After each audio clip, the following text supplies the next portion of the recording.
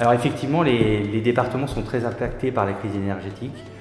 Pour le département de l'Indre, c'est 1 million d'euros par an en termes de carburant, donc avec l'augmentation que l'on a connue, c'est un vrai impact financier.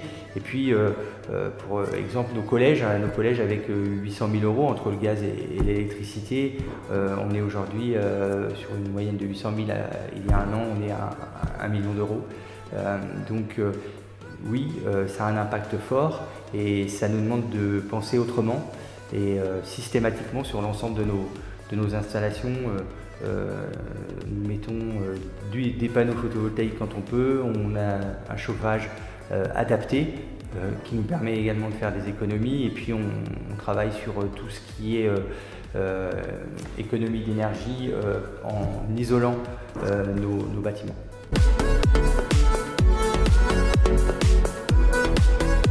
Alors c'est toujours utile de concerter les gens.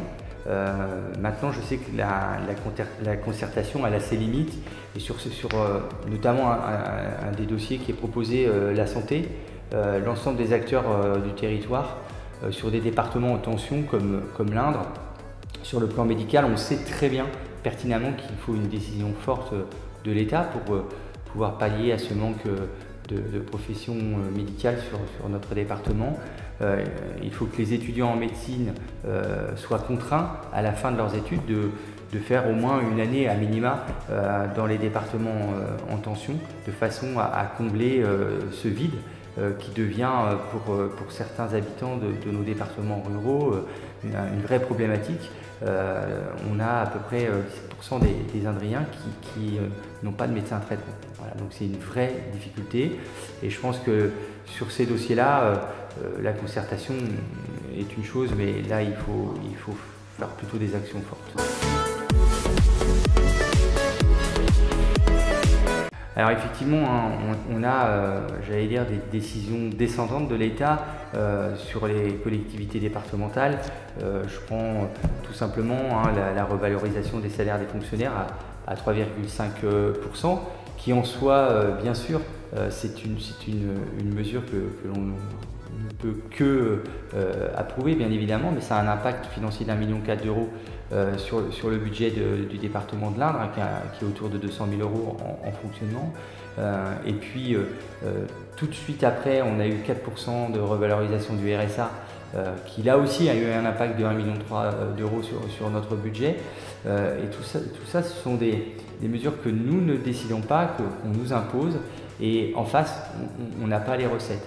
Donc c'est compliqué, ça met en tension les budgets, et sur le territoire national, on a plusieurs collègues de département qui, à l'horizon 2023, vont être dans la difficulté, et en 2024, vraiment au pied du mur sur le plan budgétaire.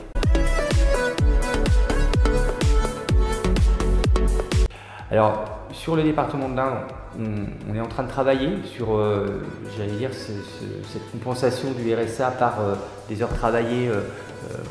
On serait autour d'une dizaine d'heures semaine. D'abord pour le bénéficiaire du RSA, pour éviter cette rupture avec le monde du travail et lui permettre de travailler et d'avoir, j'allais dire, à la rigueur des horaires, se lever le matin, avoir un cadre.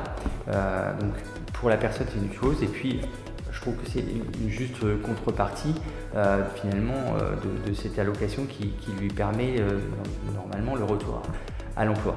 Et puis nous, on a une vraie mesure d'accompagnement aussi sur le département de l'Indre, avec une aide à la mobilité, parce que sur les territoires ruraux, c'est souvent ce qui pêche pour le retour à l'emploi. Donc on aide les personnes en difficulté sur l'acquisition de leur voiture sur la première année. Et puis pour les mamans qui sont seules, on a une aide aussi au niveau de la garde d'enfants, ce qui fait que toutes les conditions sont réunies pour le retour au travail.